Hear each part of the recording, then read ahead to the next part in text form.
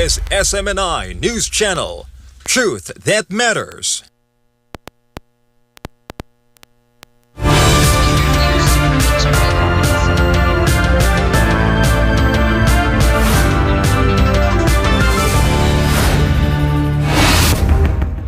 In the headlines, first, the United States Supreme Court has struck down President Donald Trump's executive order limiting birthright citizenship. In a 6-3 ruling, the court said the policy violates the 14th Amendment. In Europe, outgoing British Prime Minister Keir Starmer has unveiled a £15 billion defense spending package. Starmer said the government will scale back major infrastructure projects to prioritize military readiness. Turning to the Middle East, Iranian Parliament Speaker Mohammad Bagher Ghalibaf declared Tehran's sovereignty over the Strait of Hormuz non-negotiable. He warned that any breach of the interim ceasefire understanding would draw an immediate military response. Philippine Vice President Sara Duterte said recent protests along EDSA reflect growing public satisfaction with the Marcos Jr. administration and the declining level of public confidence in the government.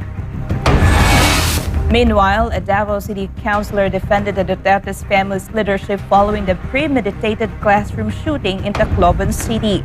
The official said it is unfair to link the tragedy to the family's past policies. I'm Val Divina Gracia. News and World starts now.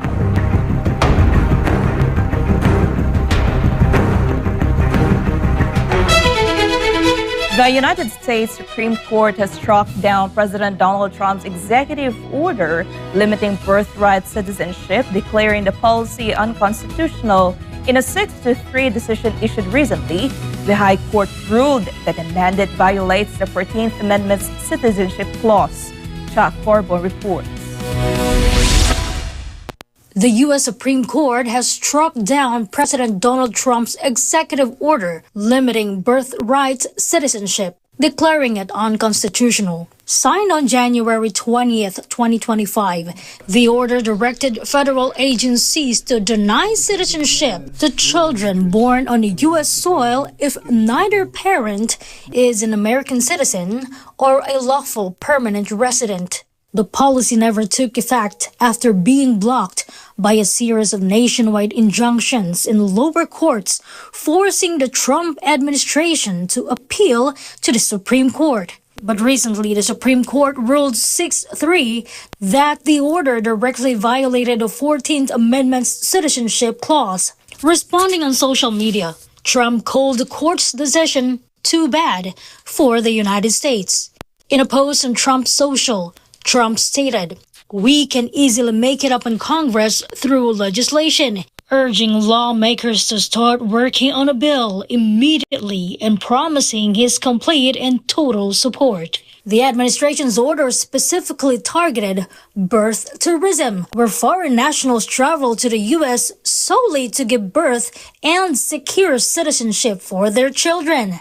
Last June, the U.S. State Department announced plans to revoke hundreds of visas and dismantle networks in Africa and Europe linked to the practice. Critics of the policy argue that birth tourism accounts for a small share of U.S. births, with estimates suggesting such cases amount to less than 1% of all births recorded annually.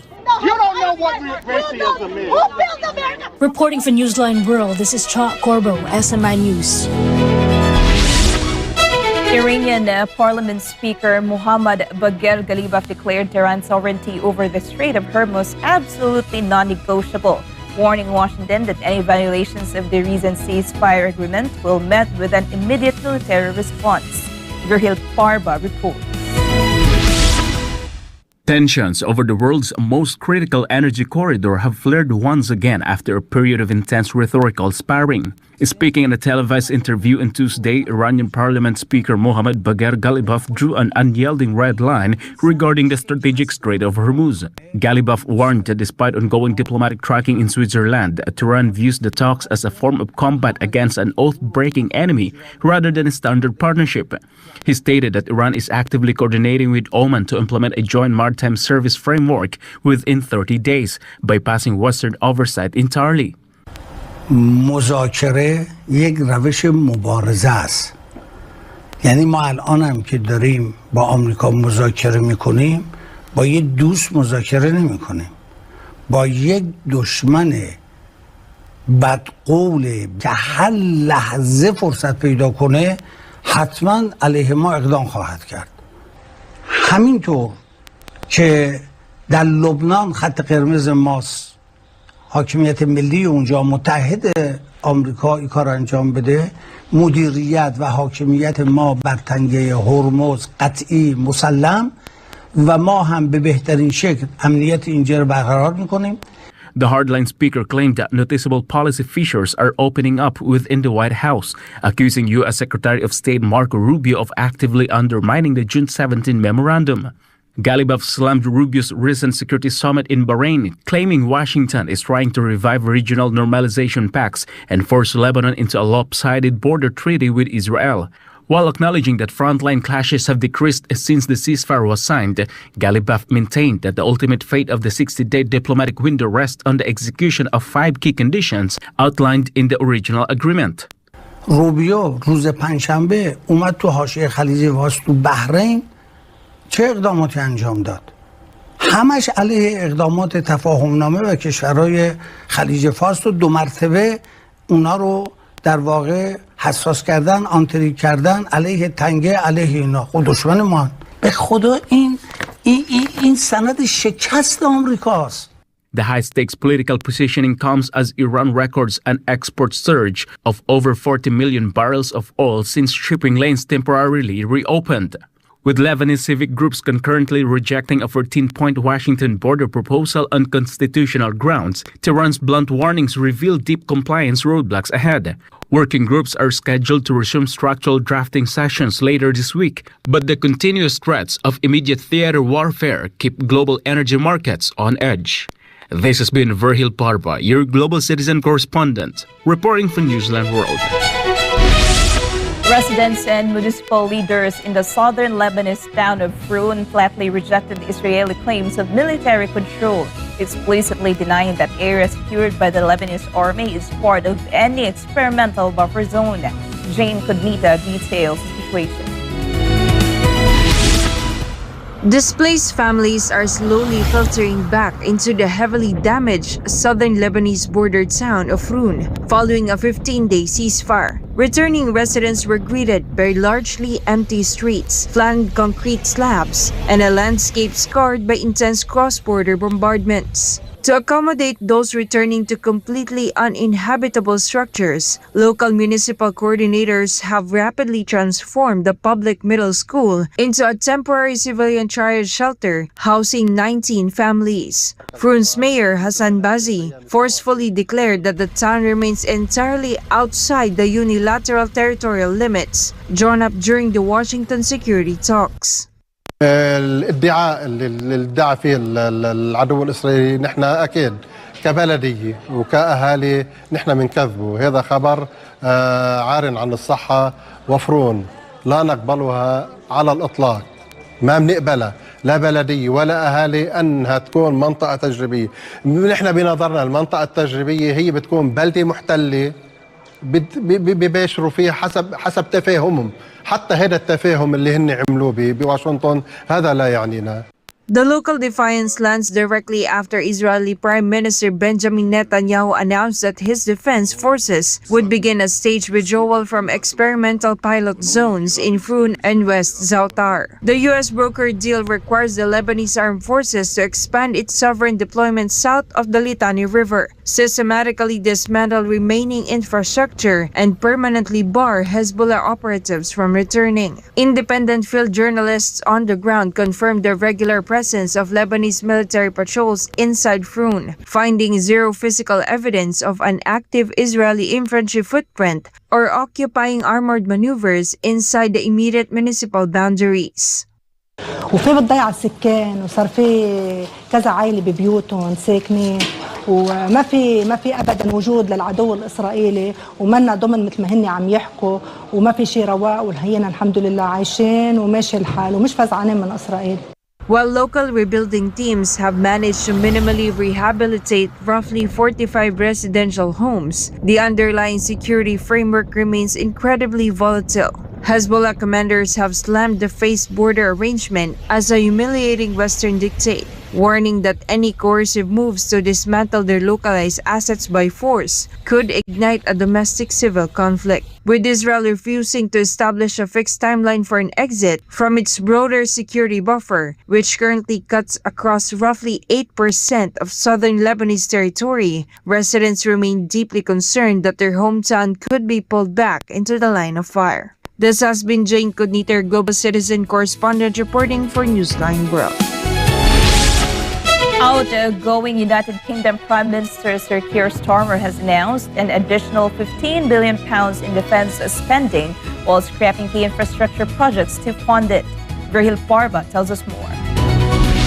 The British government has unveiled its long-delayed defense investment plan, redirecting capital budgets to counter rising international threats. Outgoing Prime Minister Keir Starmer announced the £15 billion increase in military spending during an address at the Malo Aeronautics drone manufacturing company in Maidenhead on Tuesday.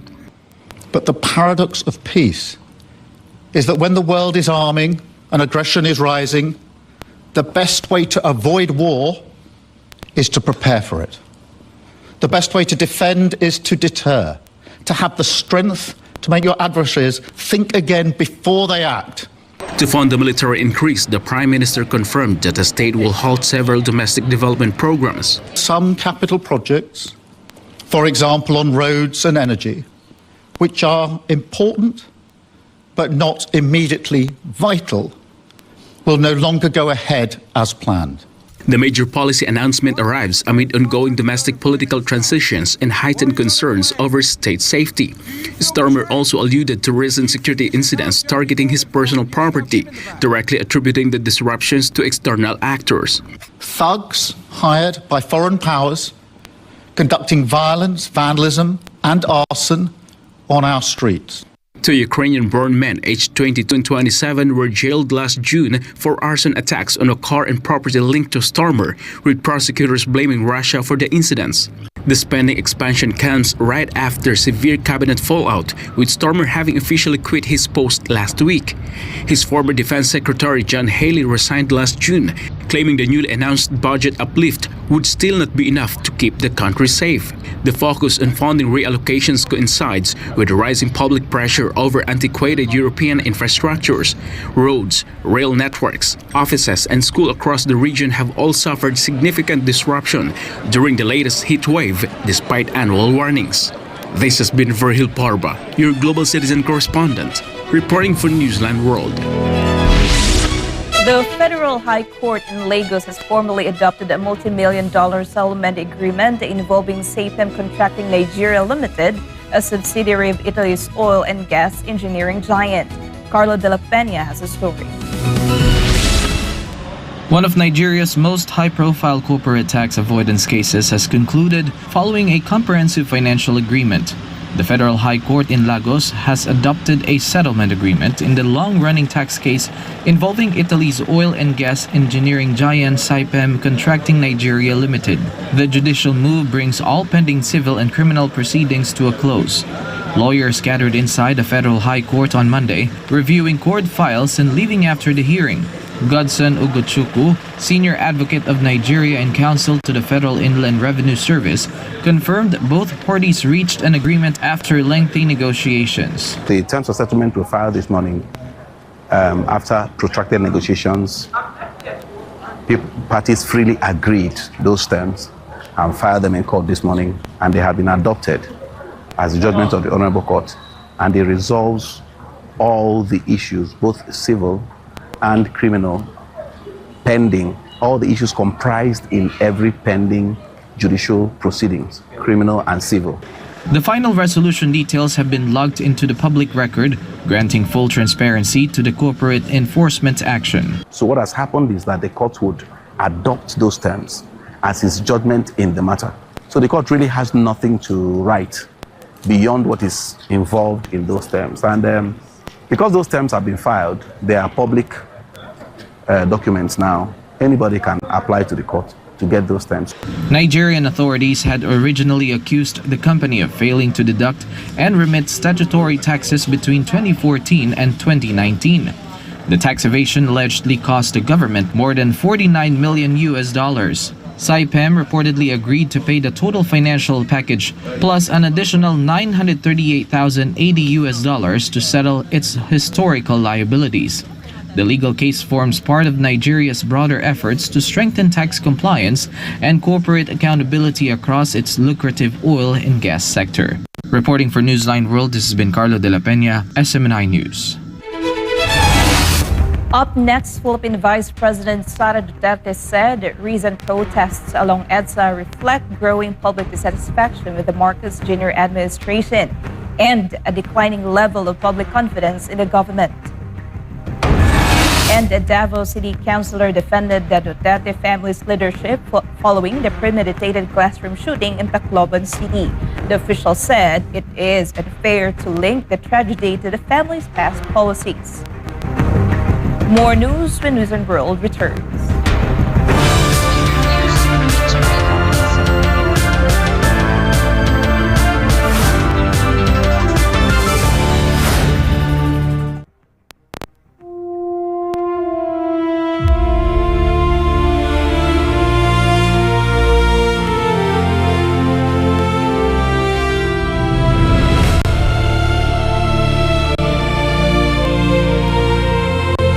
Sa bawat araw, sa bawat sandali, kami ay SMNI.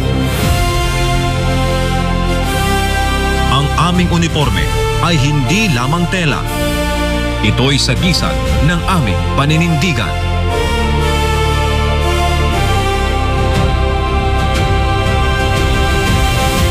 Ipinagmamalaki natin ang ating bansa at ang ating pagiging Pilipino.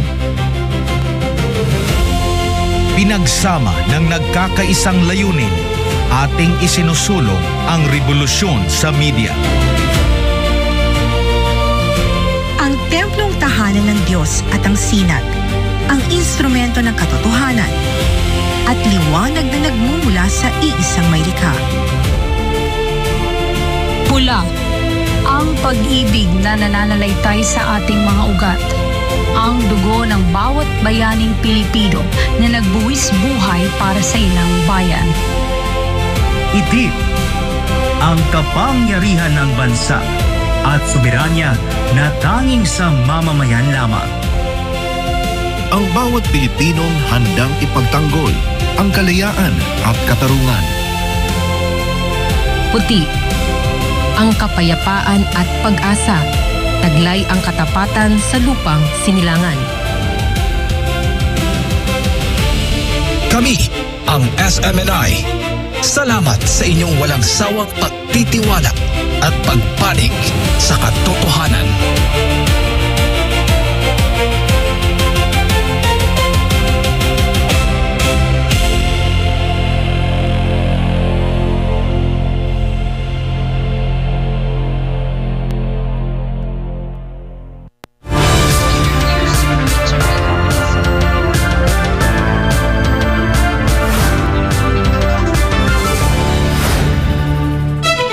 Vice President Sara Duterte issued a sharp statement criticizing the Marcos administration, claiming that the recent protest action held along EDSA reflects a growing public dissatisfaction with the current government. Jade Calabroso reports. Vice President Sara Duterte released a statement regarding the gathering held at EDSA White Plains on Tuesday, saying the event reflects the growing public sentiment against the current administration. According to Duterte, weak leadership and the failure to address the country's real problems have allegedly become defining characteristics of the current administration. She also cited the continued increase in the prices of goods, job insecurity, and the rising cost of daily living among Filipinos. In her statement, the Vice President also asserted that instead of addressing the country's challenges, the administration has allegedly chosen to silence its critics. Her statement also included allegations that the justice system is allegedly being used against individuals critical of the administration. According to Duterte, these actions allegedly raise concerns regarding freedom of expression and democratic accountability. The Vice President added that the issue is no longer merely about politics, but also concerns the honor of the state and the future of Filipinos. Reporting for Newsline World, this has been Jade Calabroso, SMNA News. Following the statement of Vice President Sara Duterte, Malacanang responded and maintained that the cases being faced by certain officials are allegedly a result of law enforcement and not retaliation against critics. This report from Daniela Paulite.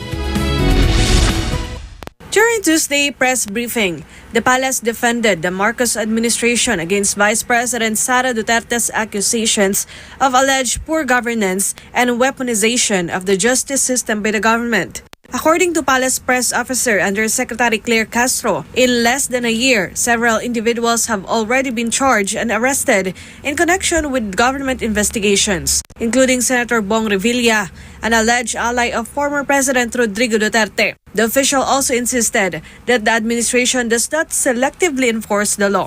Nag-ugat ang mga usaping ito dahil sa pagpapatupad ng Pangulo ng batas, sa mabilisang pagpapanagot sa mga taong sangkot. Wala pang isang taon, pero marami nang nakasuhan, marami nang naipakulong. Ang isa nga po ay kaalyado pa ni dating Pangulong Duterte. I am referring to Senator Bong Revilla.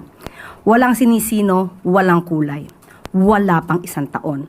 Malacanang also questioned the credibility of those criticizing the government's current anti-corruption campaign. The official emphasized that alleged anomalies involving flood control projects had long been raised by several lawmakers, but according to her, these issues are only now being given serious attention and corresponding action. Definitely, absolutely, with regard to the administration of President Ferdinand R. Marcos Jr., we have this good governance. Ang itanong po natin ay kung ano ang nangyari sa nakaraan. Ba't di natin hanapin yung sinasabi ni dating Pangulong Duterte na ghost projects as early as 2020. Hindi maaaring magturo basta ang Vice Presidente dahil ngayon lang po nagpaimbestiga ng ganito ang Pangulong. The palace released these statements amid the protests taking place along EDSA White Plains near the People Power Monument. Members of Iglesia ni Cristo and other groups gathered in the area to call for transparency and express support for Senator Rodante Marcoleta, who is currently facing a legal investigation. Despite the tensions, Malacanang assured the public that authorities will continue to monitor the situation while implementing maximum tolerance measures to ensure public safety. Reporting for Newsline World, Daniela Paulita, SMNI News. Blaming everything on the Dutertes, a prominent Davao City Councilor is publicly clarifying that the Duterte family's brand of leadership should not be blamed for the tragic campus shooting in Tacloban. MJ Mondihar has the report.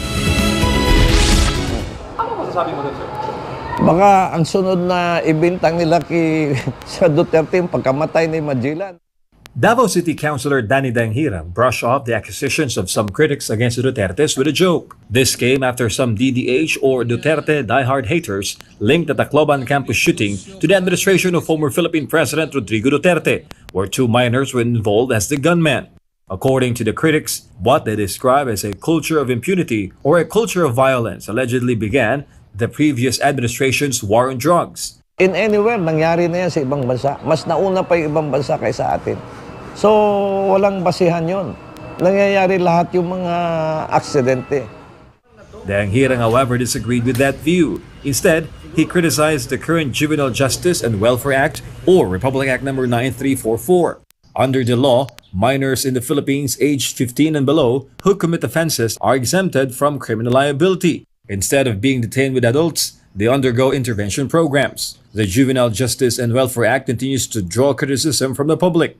Critics argue that criminal syndicates often exploit the law by using minors in theft and illegal drug activities because they know that children cannot be imprisoned. Some victims also complain that they are denied justice when offenders are simply released because of their age. Supporters of the law, however, maintain that it is not a license to commit crimes. They argue that minors are still held accountable through rehabilitation and facilities such as Bahay Pag-asa, while parents may also be held liable for damages. Ang importante dito, ayusin nila yung batas.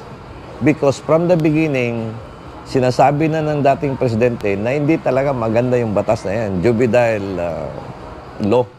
Dang Hirang also shared several programs being implemented by the Davao City government for children in conflict with the law, or CICL. And as far as Davao City, alam mo, first LGU na nagkaroon ng drug rehabilitation, Davao City. Ang first group na nagkaroon ng Boys Town for the boys, for the CICL, Davao City. Ngayon, maglalagay kami ng bahay para sa women's group with CICL. Yung first group for women's desk, yung women's desk sa mga pulis, galing sa ideya ni President Rudy yan. So in short, lahat ng mga ginawa ni President Duterte is for the protection of everybody. So itong mga aksidente na yan, malayo yan kay President Duterte. Baka kung nandito pa siya, baka walang nangyaring ganon. Reporting for Newsline World, this has been MJ Mondihab, SMNA News.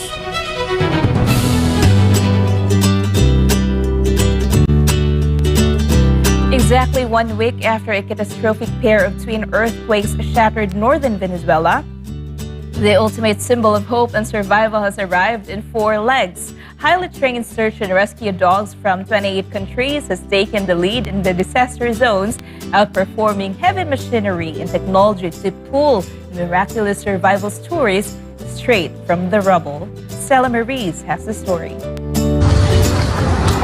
The devastating June 24 doublet earthquake, the strongest to strike Venezuela in more than 125 years, left cities like La Guaira and Caracas facing widespread building collapses.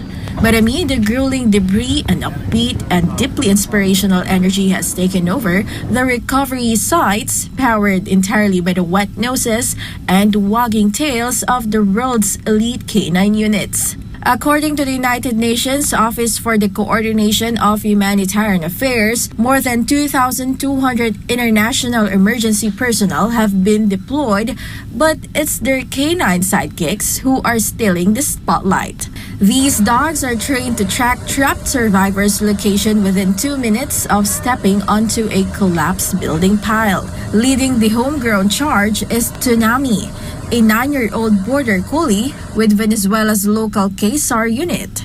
In a beautiful twist of fate, Tsunami was once a severely abused and abandoned stray puppy before being rescued, rehabilitated, and trained. Now, the rescued dog has become the ultimate rescuer, having single-handedly helped locate 25 survivors from the wreckage so far, including an elderly man trapped for 6 hours in a pancaked Caracas apartment block. The Global Canine contingent features an all-star roster of heroic pups, including squads from Colombia, Argentina, Spain, and the United States Elite Task Force from Florida, Virginia, and California. The rescue process is a highly disciplined team effort. Once an initial dog alerts to a human scent, a second dog from different international team is brought in to confirm. Next, engineers and firefighters shut down all noisy machinery using high-tech acoustic listening devices to map out the survivor's exact heartbeat or whispers before doctors and digging teams delicately remove the rubble layer by layer. Guided by the boundless stamina, compassion, and unerring accuracy of their four-legged partners, these elite teams are proving that even in the darkest of times, heroism knows no bounds and comes in all shapes, sizes, and breeds. This has been Stella Maris, your citizen correspondent, reporting for Newsline World.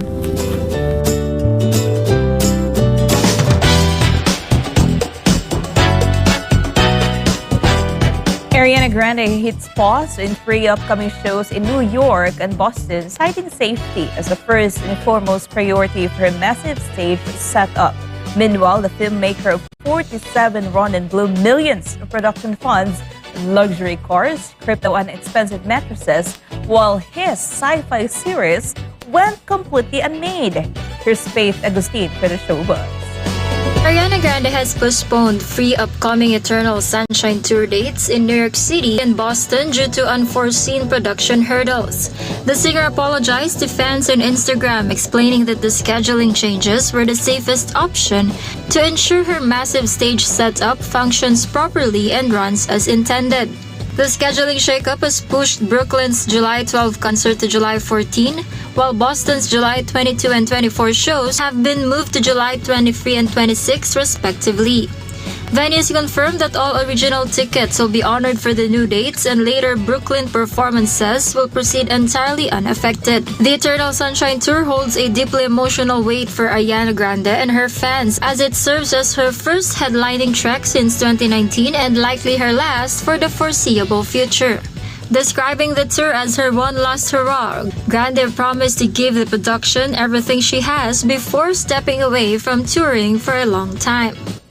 Meanwhile, Hollywood director Carl Eric Rinsch has been sentenced to 2.5 years in federal prison in order to pay $11 million in forfeitures for defrauding Netflix. Despite facing up to 90 years behind bars for fraud and money laundering, the filmmaker received a significantly lighter sentence after taking full responsibility and apologizing to the court. Instead of using an $11 million Netflix budget installment to finish his sci-fi series, director Carl Eric Rinsch diverted the funds into a personal account to fuel a chaotic spending spree. Prosecutors revealed that Rinsch lost half the money on bad investments, while blowing the rest on cryptocurrency, multiple Rolls-Royce cars, and ultra-expensive custom mattresses. During his one-week trial, Netflix executives testified that director Carl Eric Rinsch failed to deliver the agreed-upon series, while Rinsch took the stand to claim the situation was merely a pandemic-related misunderstanding.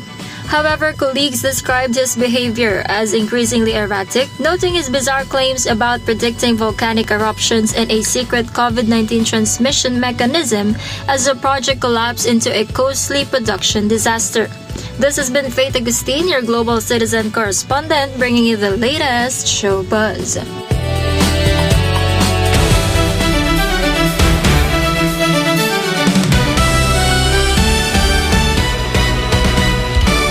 In sports, Ja Morant is headed to Portland after the Memphis Grizzlies dealt the two-time NBA All-Star in a major off-season trade. Meanwhile, Jaren Boots Ennis has risen to the top of the junior middleweight division after a dominant title-winning performance. Carlo De La Peña more on this. Ja Morant was traded by the Memphis Grizzlies to the Portland Trail Blazers, giving the former All-Star a fresh start after an injury and suspension-filled stretch over the past 3 seasons. In exchange, Portland sent forwards Jeremy Grant and Chris Murray to Memphis as the Grizzlies continued reshaping their roster. Morant, the 2019 NBA Rookie of the Year and 2022 Most Improved Player, has averaged 22.4 points per game in his career but has appeared in just 79 games over the last 3 seasons due to injuries and league suspensions. The blockbuster trade marks the end of an era in Memphis and gives Morant an opportunity to revive his career as the Trail Blazers look to strengthen their roster for the upcoming season. Meanwhile, Jaren Ennis captured the WBO and WBA junior middleweight titles after stopping Xander Zayas in the 7th round at Barclays Center in Brooklyn, New York. Ennis scored knockdowns in the 1st, 5th, and 7th rounds before forcing the stoppage, overcoming a brief rally from Zayas to become a unified 2-division world champion. The victory elevated Ennis to the #1 spot in the junior middleweight rankings, while Zayas dropped to 4th. Elsewhere, Ben Whittaker earned a second-round technical knockout over Richard Rivera to enter the light heavyweight rankings at number 10, while Liam Paro defeated Lewis Crocker by unanimous decision to win the IBF welterweight title. Ennis now leads the junior middleweight division following his latest triumph, while Whittaker and Paro also strengthened their standing with impressive victories. Reporting for Newsline World, this has been Carlo de la Peña, bringing you the latest sports news. And before we end, may you be inspired with the words of the song.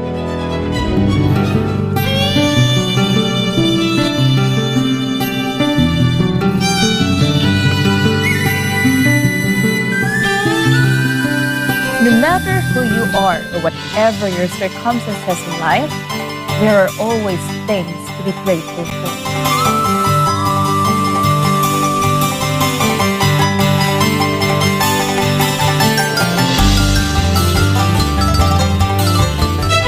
And that's all for this edition of Newsline World. For God and my beloved country, the Philippines, I'm Valdivia Gracia. Thank you for watching. Goodbye.